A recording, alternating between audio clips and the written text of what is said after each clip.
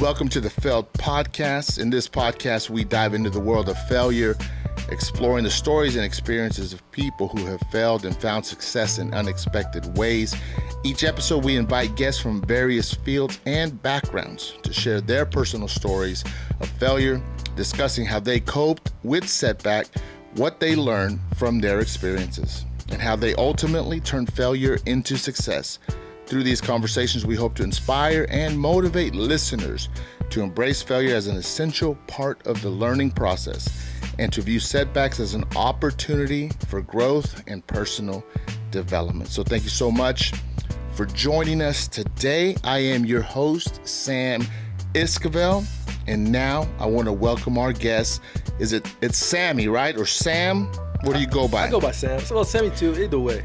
We are both Sams. I go by 5 a.m. sometimes.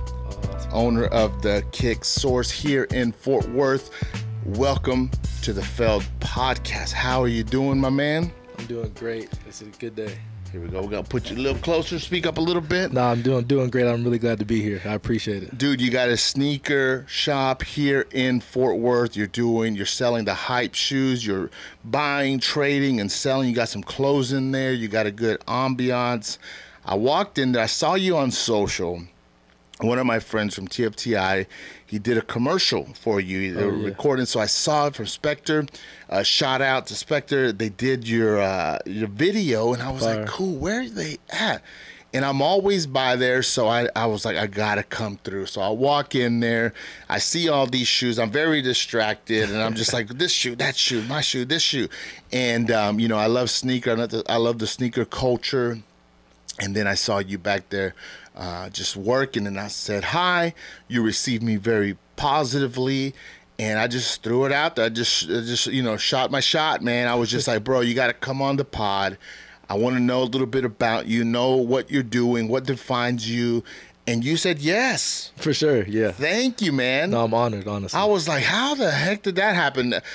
What made you so comfortable in just saying yes? Excuse me, I'm sorry. Honestly, let me clear my throat. by the way you approached me, I think that was the main thing. You didn't attack me. You're just kind of like, yo, you kind of conversated with me. You know the vibe was good, and then you kind of just threw it out like, hey, I do a podcast, and I was like, oh, I didn't expect that. You know what I'm saying? Yeah. So then I was like, and then the opportunity presented itself, and I decided to see what was up. I mean, you were cool. You had your daughter with you. She was awesome. Y'all were both just chilling. And so I really, just out of respect, I wanted to make sure I came through. I got good vibes as well, man. When you go to Starbucks, they always ask for your name. And I hate when there's multiple Sams in there because someone's going to get on my drink. So a long time ago, I'm like, put 5 a.m. And they're like, what? 5 a.m.? And so it spells Sam, obviously. But when they read it, they're like, 5 a.m.? And then no one will grab your thing, but it still says Sam. So you can have that. I'm going to take that. Yeah, because I'm a Samuel, Sammy, and then Sam. Same. Are you a Samuel? Yeah, I'm a Samuel. Okay, so I'm not mature enough yet to be Samuel. I'm on my way. Right. I started off as Sammy growing up. Everybody, Sammy this, Sammy that, Sammy's in trouble, Sammy this. Okay. And then I matured a little bit, and I was like, I got to change my name, man. And I changed it to Sam. It was a little more deeper. You can be a little, hey, yo, that's Sam. That's my man. Yeah. But I'm not at Samuel yet, but I'm on my way. You go by Sam. I go by Sam. I go by Sam. So, guys, welcome. And we are the Sams. Indeed. I got 3 jokes for you. All right? I want to see, do your hardest not to laugh if it ain't funny. I got you. But they're sneaker jokes. Okay? I don't know. We'll see. We'll see how it goes. Why don't scientists trust atoms anymore? I had no idea. Because they make up everything, including your shoe's sole. Intellectual That's comedy. Not bad. No, that's pretty good, right? Yeah, that's it not made me bad. laugh, but you got to be like, do I get it? Right. So for some, it's like, yeah, there we sure, go. Atoms, guys, make up everything. If you're in school, you know what we're talking about. Wow, here's the next one. What do you call a pair of shoes that can sing? Sneakers. What? I know, right? That's what it said. That's what it said. Okay. Why did the shoe go to therapy? How'd you find these? I can't answer that. I have no idea. It had soul-searching issues. That's good. So there you go, man. That was my, I love comedy. Do you have top comedians that you like? Like, who's your top, maybe top 3? There's so... While you think about it, here's why I like it. I feel like they're the last avenue to freedom of speech, touching on some hard subjects, and everyone laughing, everyone's listening, and I learn a lot from the great comedians. Now, there's some that you don't learn nothing from except just to get a good laugh, but I like the ones that have a deeper message, and I enjoy it. So that was my attempt at being somewhat of a comedian. My delivery was all wrong, so let's just get back to the format, man. So you're selling sneakers, okay, and it stuck out with me because it's like a subculture of a huge culture. There's so many people involved. The people who buy, sell, trade in the secondary market, they're just unique individuals. Like, for the most part, like, they're not like negative people. They're not ugly people. They're interacting. They're getting along. They're talking. They're making deals. They're making relationships. It takes a certain individual to be able to make that work. And by the way, I went to the 2Kicks. You know who 2Kicks is? Oh, yeah. I went to his store in Vegas. He has a store 2Js. 2Js. Yeah. My bad. Yeah. Well, I went up there, bought me a hat and a shirt. Store's crazy. And got to check out his whole, he has like upstairs and downstairs. So I'm deep in the shoe culture. My stock is not that good, but I respect it. I like looking at the market and how it shifts, and obviously with SneakerCon becoming what it is, what got you into sneaker culture, and obviously becoming a businessman and selling shoes? I mean, like I was saying to you earlier, my dad was kind of just buying me sneakers, and then but the thing is, I couldn't afford to pay for them myself. Yeah. So there was a point where Facebook was kind of cool, and I was really young, and so like random guys would post like, "Hey, I have a Aqua 8, want to trade." Yeah. And then make a status, then people would like tag me on it, like, "Hey, this guy has Aqua 8, I know you were looking for it. What do you have that you could trade for him?" Yeah. And that's kind of, that was probably over maybe 15, 16 years ago, and I'm only 27. So the sneaker game, it's weird because even if you're not in the business, if you're just wearing them, there's this thing that follows it, okay? And it's like, if you either got money or you look like you got money when you're wearing certain shoes. Growing up, what was your view on expensive shoes, or getting expensive shoes? Was it easy for you? Did you see others and like, man, I want some of those? And did it take a while for you to finally be like, I can get what I want? So it's probably when I was like 14 or 15. I started to realize a lot of these shoes I can get if I have enough shoes that are lesser than, and I could trade for them. Yeah. So I met this one guy. So I already figured out the game. Yeah, I figured the game. I was like, there's this guy, I think his name was Braylon or something. It was years ago. Yeah. And he had a pair of Air Yeezy 2 Platinums. And so that shoe back then was probably still, $2,000, $3,000. And I was like, bro, I'll give you 15 pair of shoes for that one pair. Really? And I remember I had a beat up Mercedes. I took all those shoes, put them in the back seat, drove to some random quick trip, put all my shoes in the back of his trunk. And you made the deal.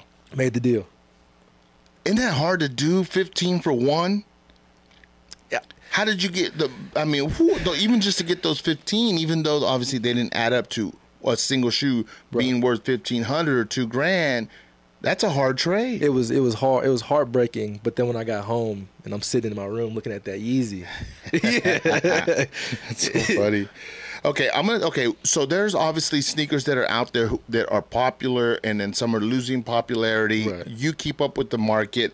I'm gonna name you a few, okay? And I'm gonna have 1, 2, 3, 4. I got 5 types of shoes that are hype shoes, and I just want you to tell me what kind of feeling it gives you, and just give me teach me something about these shoes so that we can kind of get to know who you are and how you think when it comes to business and sneakers. Okay, here's the first one. Okay, these are the highly coveted releases. Okay, the first one is the Air Jordan 1.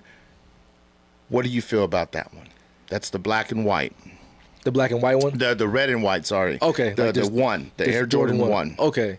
I mean, I feel like it's OG, original. It used to have a lot more meaning than it does now. Like when you saw someone in in the pair of ones back when I was a lot younger, it was such a respect. Like you had a pair of Royal ones on, Chicago's, Breads. You didn't see them as often, and people would have like a 2001 pair on. You like, yo. And so then back then, if you had like a 2001 pair of Jordans on, it was like, how'd you get them? Where'd you find them? How are they not falling apart? But now there's so many pairs and people don't respect it as much. They kind of washed it a little bit. Yeah. Do you have a funny story or like a failure that comes with that shoe as far as maybe making a deal, buying one, you got juked, there was a fake one, or you made a bad deal or you missed an opportunity when it comes to the Jordan 1? How close have you got to like a highly coveted one? So it wasn't a bad deal. But there's an app called Trade Block. This is probably maybe a year ago. Yeah. And there's an Air Jordan 1, there's an Air Jordan 1 in Off-White Chicago. So it's probably around new, probably like $5,000. Used maybe $2,500. Are you, man? And so me, the multiple pair for one pair guy, yeah. You know what I mean? I'm like, let me figure something out. Like, let me figure something out. On Trade Block, and there's nothing against the app. I love the app, but they have people who post pictures of the shoes. Yeah. Like you post your own pictures. So gentleman posted some photos of the Chicago. It looked nice. It was great condition. Everything was perfect. And so I was like, okay, I had a Off-White Air Force One MCA. It's like a baby blue Air Force One from Virgil. I had a Travis Scott One Low Fragment, and it was like a little beat Cause Air Jordan 4. All these three pair are worth way more than that one shoe. The Cause was the gray one. The gray one. Gray one. Yeah. Worth way more than that one shoe. But I was like, I couldn't. The shoes were in sizes I couldn't fit. So I'm like, well, I'm gonna get a shoe I can fit and make it make sense to myself. It didn't make sense. Made it make sense to myself for that. Cause I just wanted the shoe and I could wear it. And I did the trade, sent my pairs off. They sent me the shoe, and when I got it, what happened? Do tell. So, this hurts. Okay, so you're about to tell us what hurts. Do you consider it a failure, a challenge, and then I want you to give us the lesson that came out of it. Okay, so it was a lesson. So I got it. So when you get an Air Jordan or Air Force One in the front with the toe box is underneath on the sole, they're stars. Oh yeah. And so the stars were flat. Oh yeah, they've been worn. The heel, you could see it's red, but then there's white underneath when you wear it that much. They wore them a lot. Wore them. On Chicago, it's a known error on the toe box. There's ripping that happens. Got it. Ripped. It was it was bad. Yeah. But the lesson I learned was, for one, be patient. Got it. I wanted the shoe so bad, and no one was accepting my offer, but this guy did. And I literally could have sold those three pair and just bought the shoe and had money left over. Oh, man. You know what I mean? Yeah. I just didn't want to go through that. So wanting stuff really bad can hurt you sometimes. It can hurt you, definitely. Okay, so how long were you mad? Could you resell them? Did you just what happened? What do you do when that happens? So whenever I get, I'm not gonna say gypped. I'm not, whatever you want to call it. Whenever I got, in my opinion, when I try to pass on to the next person, I try to be as honest as possible. Yeah. So when I posted them on eBay, I was like, I think I wore them once or twice just because I wore them because I got them. Yeah. Just to see, like, maybe it's worth, maybe they're something. But even when I wore them, you could feel that they were already worn in. You know what I mean? So I went ahead and put them on eBay for like $2,500, $2,600. Okay, so they still were maintaining a certain amount of value. Yeah, I feel like there's certain shoes, even in the worst conditions, they're not gonna. There's a line they just won't go under. Got it. And so I posted them for $2,500, $2,600. They sold. So I made a portion of the money back. Yeah. And it's not a bad profit. You know what I mean? And the guy who got them, he knew what condition they were in, so he was happy. And that's how the deal should have originally gone. Right. So people get so excited whenever they see something shiny, see something that they've coveted for a long time. You obviously got because you moved really fast. Right. Has your what have you learned about patience now? Because there's still so many shoes out there that can kind of make you feel the same way.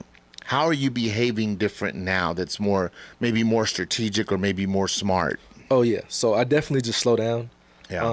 when it comes to buying anything. And now I actually think. So when if I'm in the store, let's say I'm at the mall, and I walk into a store and I see something I like. Yeah. No matter how bad I want it, I just won't buy it. Really? Okay. I'll go home, I'll look online, see if there's a better deal. Because I don't mind ordering anything. So I'll see if there's a better deal. If there's not, I might go back and look at it again, think about it. But I don't pull triggers fast. There's certain things. The only thing I pull triggers fast on is cars. That's the only thing. Yeah. But anything else, I will think about it, and then eventually I'll pull the trigger on it. Here's the next one, the Nike. And this is the first one was the Jordan 1. That was it. The next one is the Nike. I know they come in different colorways and all that. We're not getting into that unless you have a specific one that stands out. Yeah. The Nike Dunk SB. Man. That shoe has made its way into this hype shoe market, and it's from what I've seen, it's so many colorways, so many people playing with that shoe. What comes to mind whenever you hear about the Nike Dunk SB? It takes me right back to when I was in 7th grade. Yeah, do tell. So that's when, we're still on the market, we're still trading shoes, but that's when you could get, if I had like a Space Jam Jordan, I could get 3 SBs for one. And so that's when I wanted to stack up my sneakers. So I was like, let me trade a couple of these Jordans and get some SBs. So you already knew that you wanted to be in the shoe game when you were in middle school? Oh, I was. If you asked people around that know me, this has been something I've been doing since. Sneakers since the beginning. Like elementary school, I have sneakers. I love it. Intermediate, there was sneakers, and then when I got to middle school, I actually figured out how I could trade, sell. And so it's been a long time. Okay. So what's interesting? What's a fail? What's something that you've learned? How has the SB been good to you, or maybe how has it got you? Oh, it got me, because the SBs I had in 7th grade. Yeah. If I would have just held on to those shoes till today. Oh. What were they? I had a Gibson SB, which. What colorway were they? So the Gibson is like, it's brown, okay, and it looks like a tattered leather color. Like it looks nice, and then inside it's like pink and furry and soft. Oh. It's crazy. Yeah. And it has like gold stitch. It's a crazy dunk. Space Jam SB, the Concord Low SB. What else did we have? I didn't have anything crazy like the dunks or anything like that. That's like crazy. Now, we won't get into the politics of it, but I will ask you, the next shoe is the Yeezy Boost. You obviously got Yeezys on feet today, and I got the Jordan 1 lows with the turquoise bottom, and I wear them. They're dirty, bro. I wear them, man, because, I don't buy. And then I got some up there, I've been looking at that, yeah. And so I love shoes. You love the Yeezys. The Yeezys came in. They changed the game. Amazing shoes. I've heard a lot about them. Comfortable, some nice looking shoes. But he's obviously gone through some struggles, and it's kind of affected his fashion. Like I'm talking about Kanye and stuff. How do you feel about Yeezys now, and what have you learned from them? Because I think each shoe comes with its own drama, man. Its own fans and the way they behave and the way they negotiate. So what has the Yeezy taught you from when they first came out to today? What's the lessons? Yeezys, to be honest, besides all the politics and controversy, they've been good to me. Yeah. Like really good.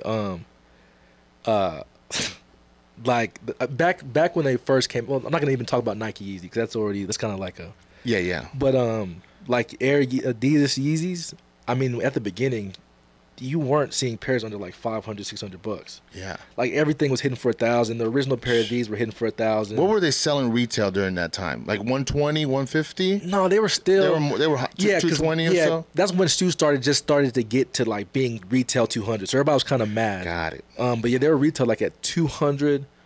Like the Turtle Dove was the first one, and that just made no, the 750 high top was the first one. Yeah, got everybody mad. Everybody, it just was crazy. Yeah, because that was retailed at $350. Oh, and they were secondary. What were they going? $2,000. Ooh. Yeah, easily. What are some lessons that you've learned or some failures you had with Yeezys?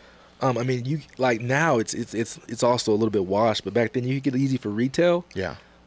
It was, I mean, you were paying rent. Yeah. You're paying rent, and there's just differences now that I had to learn, being in doing it so long. When it comes to sizing, so when it comes to sneakers, I used to like when it came to Yeezy specifically. I used to call them base sizes. So the smaller size used to be the size that would make you the most money. Really? Okay, so like 6, 7, 8s. Oh, like if you were able to get like a 3, 4, 5. Oh, yeah, small. You were like that was like, let's say the higher sizes were hitting 1,000. Those were fetching maybe $2.5 grand. Man, just because they were, I guess, getting them for the girl. I'm not sure what the thing was, but if you had that, and you would be able to sell it for whatever you wanted. Yeah. But now my mind has to shift. It's just like those sizes to get you no money. Interesting. And so I have to realize, like, hey, if I do have that, I might as well just cancel. I might as well just cancel it, or might as well get off of it for retail because it's just not going to do anything for me. All right. So the Jordan 1, they had a collab with Travis Scott. Okay, it's called Travis Scott X Nike.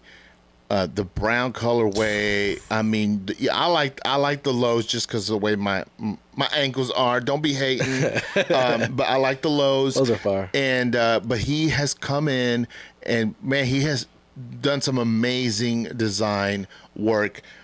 How do you feel about the Travis Scotts? What have you learned? Anything interesting to share when it comes to those? Love the Travis Scotts.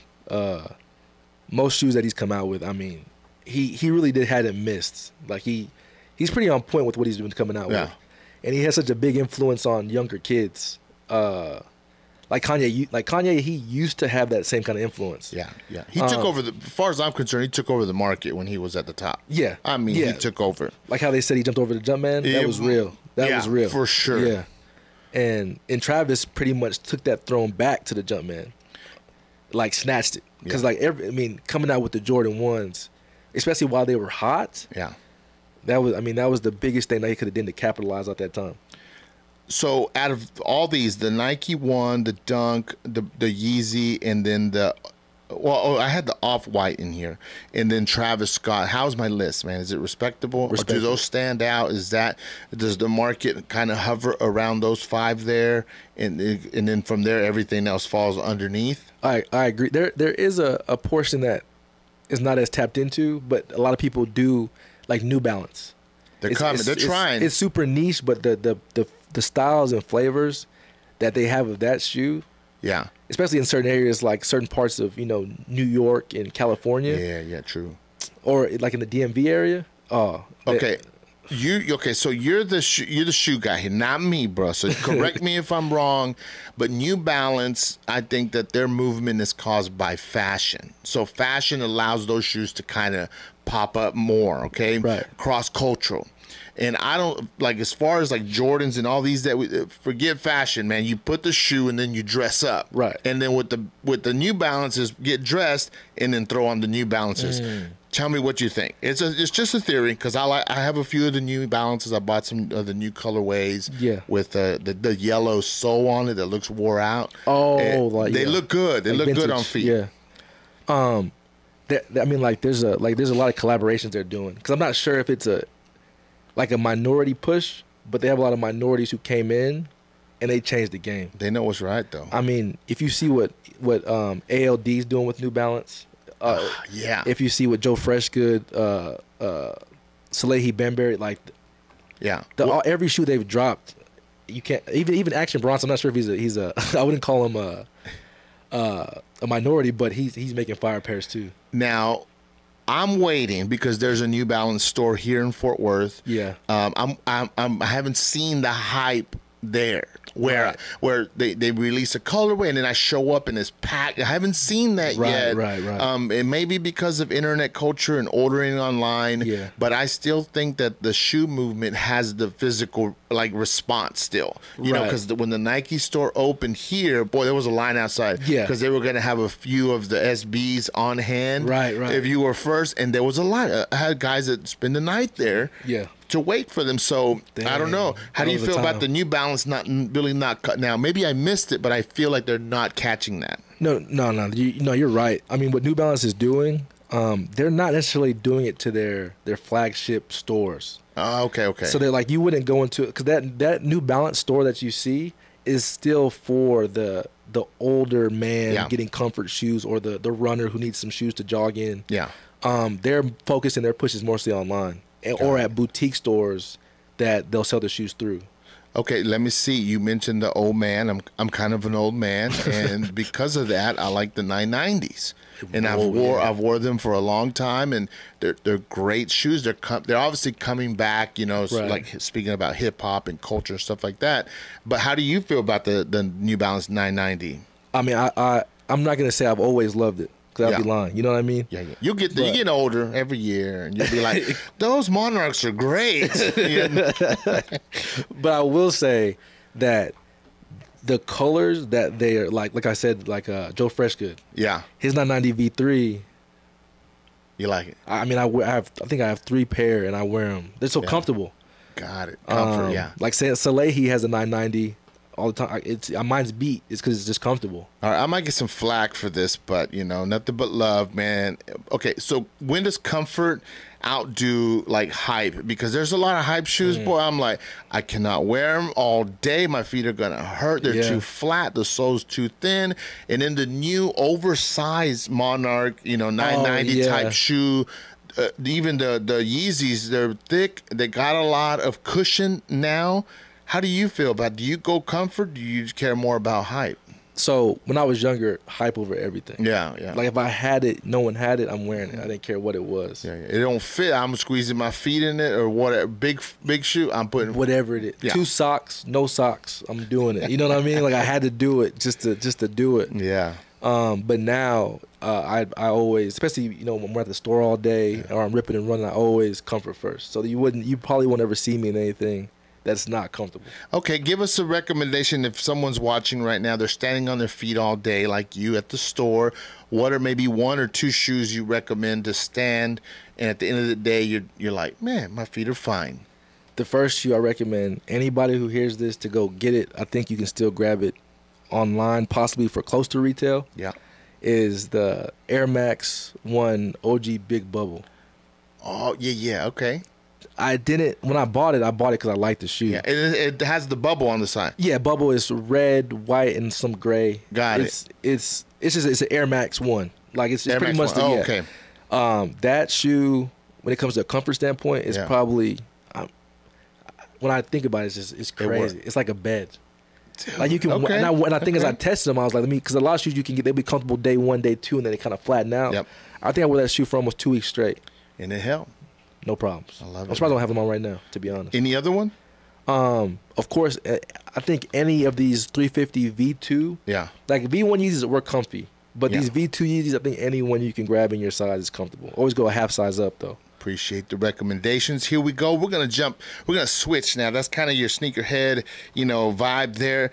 But you're a businessman. You have a sneaker store that's here in Fort Worth, and the area that you're in, it's important to me because it's being developed, and it's important to be able to get nice shoes. I don't want to go to Dallas. Yeah. There's a few other sneaker stores here, but I happen to walk into yours, so nothing but love for the others. But 100%. You're here today, and so I think that your location is great. And so I'm gonna ask you a few questions about business, because man, when you go like they call it backpack sneaker flipper or whatever to business, that's another level. That's different. More risk. Things are due. Yeah. You can't really play. Like it's a little more serious. So I'm gonna tap into that side of your brain. And here's the first question: what challenges did you face when starting your business, and how did you overcome them? The hardest part is having someone to believe in you, to be honest. We tried to get a location for a long time. Yeah. Like, and we always just say location. That's it. It's so vital to if you succeed. And so our original plan was to be actually inside of the West 7th area. kind of next. It was going to be. It's supposed to be right next to Insomnia. If you know where Insomnia is on Curry, I believe, or Foch. Yeah. Supposed to be right next to Insomnia, and they kind of nothing against them. I mean, they're sure they were busy or whatever, but they strung us along for about 3 months, trying to get us in there. Yeah. They weren't messing with us at all. And then there was other areas we went to. Grand Prairie. They just said they said they didn't want that type of environment in their shopping center, which is what it is. And so there was the shop that we were at now. We just happened to see it online, and we were kind of down and out. We're just like, man, they're gonna say no. So we went, reached out to him. And then this guy's name is Jake, man. Shout out to Jake. Yeah. He was like, you need someone on that other end that believes in you and gives you a lease, and there you go. Man, Jake was like, but give me 30 days. Yeah. And I was like, man, all right, cool. Yeah. And we were in there for 30, I think 29 days later, we had the keys. So yeah, shout out to Jake. Yeah, he was a real one from the beginning. He told me he got me, and he did. They, Busta Rhymes got a Lifetime Achievement Award this past week. And so he got up there and he spoke. And so everybody's clapping. Busta Rhymes, come on, get out of here. Like Top Dog back in the day. And so he stays up there and he's quiet for a minute. And he's kind of tearing up. And then he tells the people, he goes, yo, guys, in the hip-hop game, he said, y'all need to behave. Y'all need to get along, because all this killing and hating. He's like, quit doing that. He goes, we own this thing. Let's make our money. You know what I mean? Let's get our bag. Quit fighting each other. And so, and the reason I bring that up is because the other individual didn't give you a lease. I don't want that culture in here. Right. Any culture, right, that makes money is good for business. It moves things. It just moves culture and neighborhood. It's a good thing. But see, sometimes people don't understand it. And so when I saw Busta Rhymes, he understands because he's been in the game for a long time, and the younger cats aren't understanding. So I was setting this up for me. What's the understanding of sneaker culture, and what are some positives that are attached to it, so that you can share with individuals who kind of felt boxed in, that they didn't give you a lease? And that people have to realize, this is for a love of something. So it brings community to something. So a lot of people believe in different things, different religions, different whatever.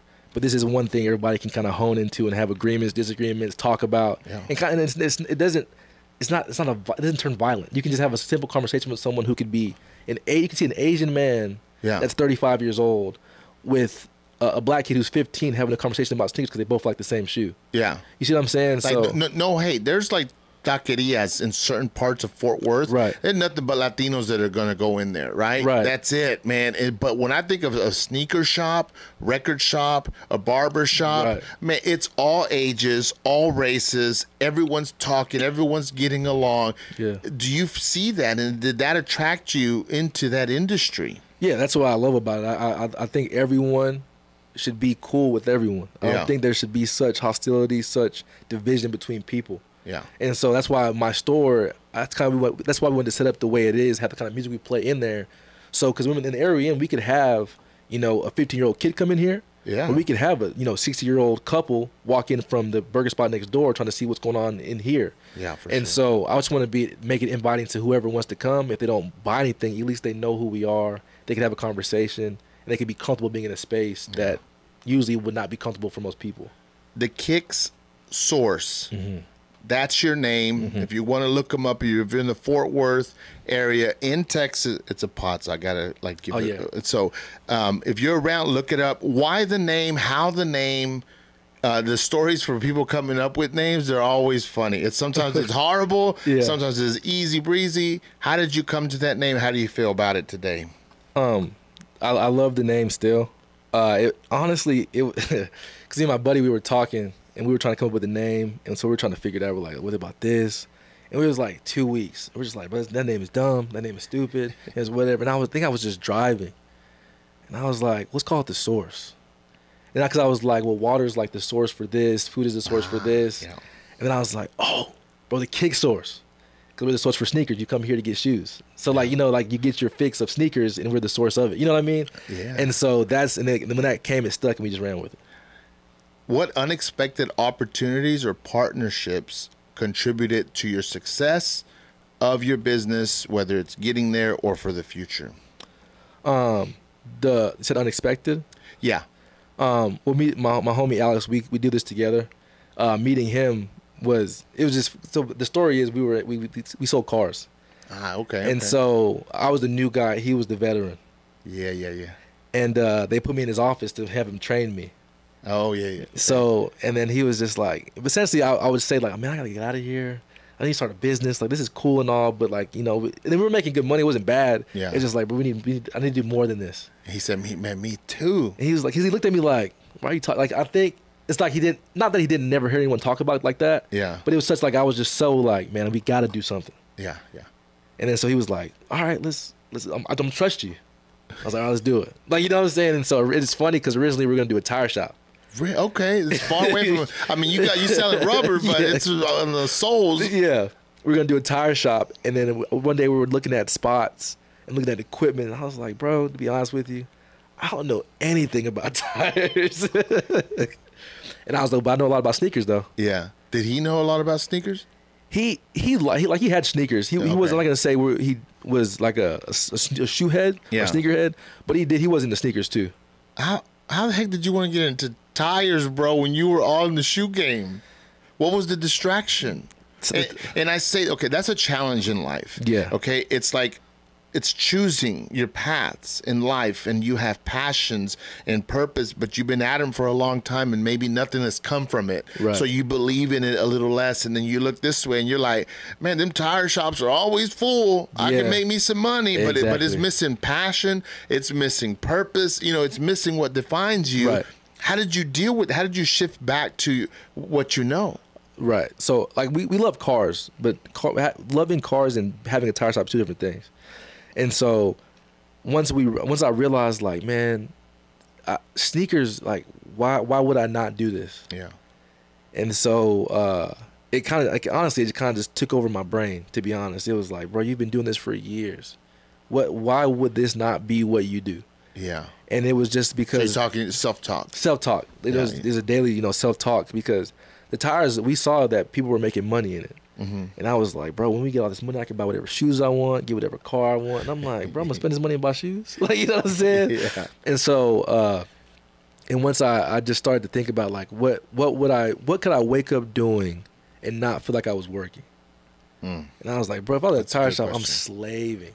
Yeah. Because at first it would just be me and him. You know, we couldn't pay anybody. Yeah. And I was like, yeah, no. I can't wear no Jordans for work. You know what I'm saying? I'll ruin every shoe I wear. Everything. And so once I realized that, I'm like, man, we could do this sneaker thing.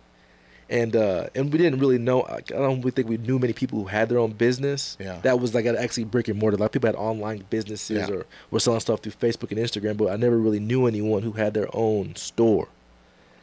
And so that was a big challenge to even think, like, how would we even do this? We're both like, do you have to be a certain age? Do you have to have a certain credit score? Like, what do you need to do to accomplish this?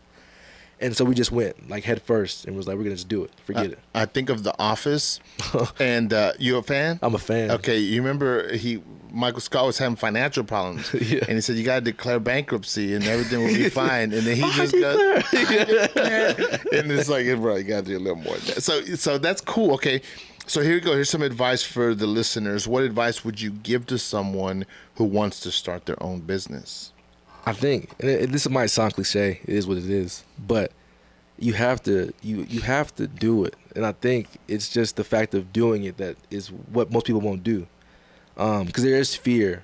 Like, there's fear of the unknown. We don't know what being late on rent's like. We don't know what no customers coming in the store for 3 days is like. We don't know what that's going to be. We don't know if we don't sell a shoe for 14 days, how we pay for this, if we don't have sneakers that people like, if people don't care for our store, people don't want to walk in our store, they can't find us. There's so many different things that you can think about before starting that stops people from starting. Oh, yeah, it's scary. Yeah, and I think that's the main thing. People paralyze themselves with fear.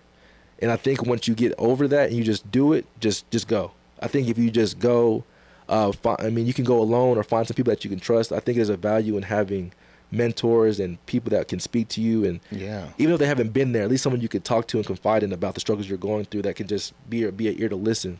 And I think just not being scared to be vulnerable about how your business is going.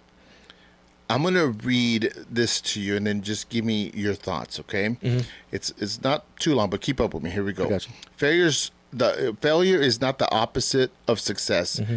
It is a stepping stone to success. Often our greatest lessons and personal growth come from the failure that we experience.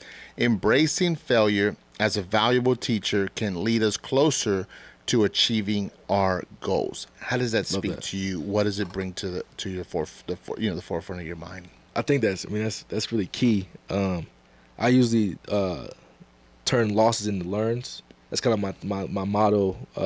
I don't take anything as a fail, and I always am thankful for where I am now. So even if it's hard, I'm like, I'm thankful for that. I'm thankful that I'm going through this and feeling what this feels like, because I know there's the other side. Yeah. And so anytime I fail, or if I don't know something, or if I do something wrong, I might be upset. I'm not gonna act like I'm a perfect person. I don't get mad. Yeah. And I'll be upset, but I will go back and see what errors I made to see what I could do better.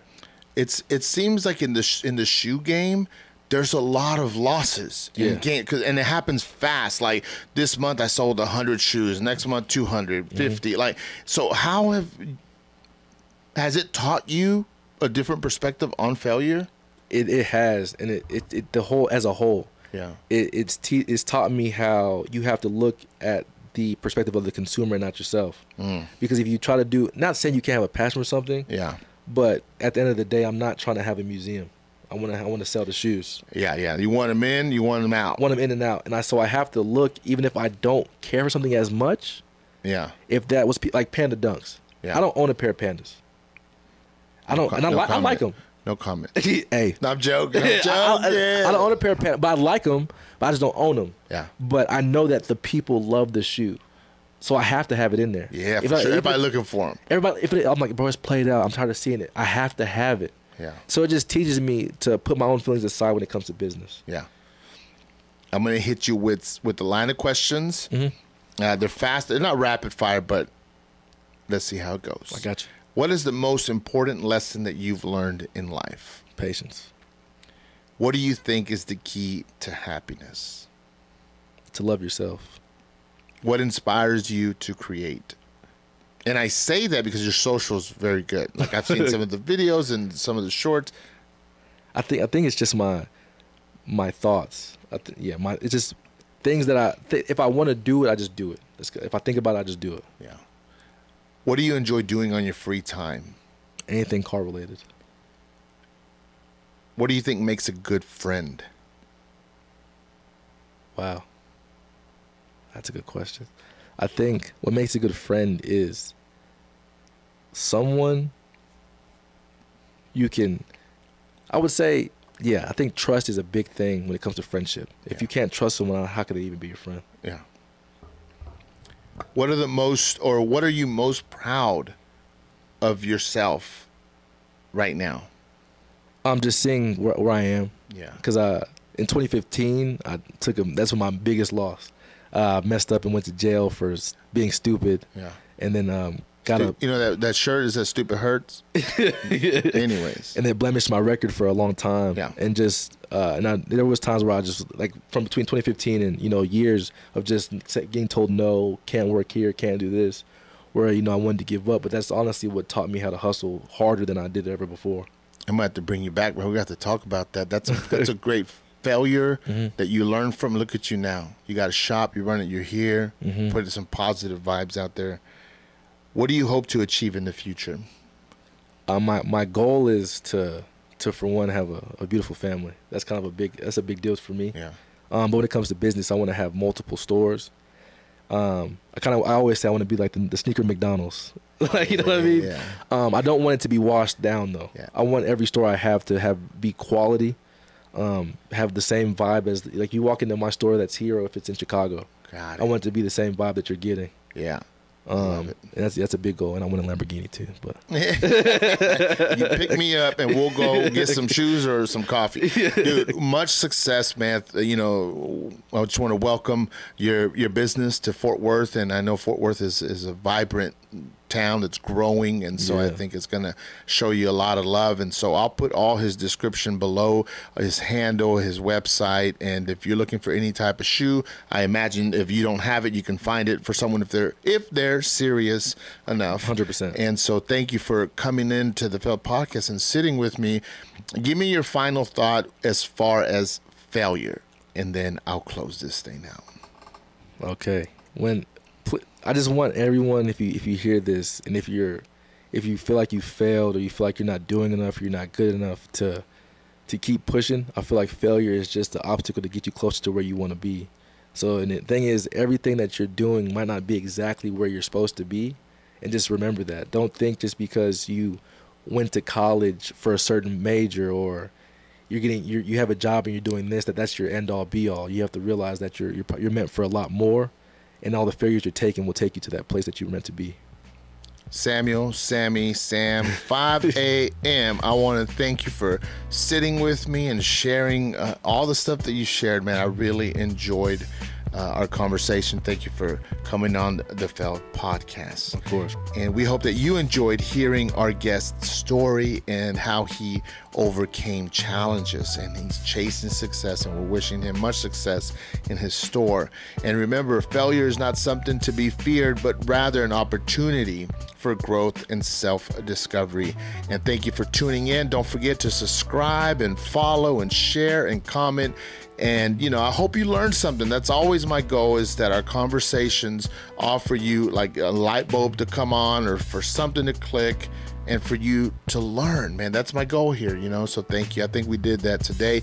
And like I always say, we'll see you on the next one. Appreciate it.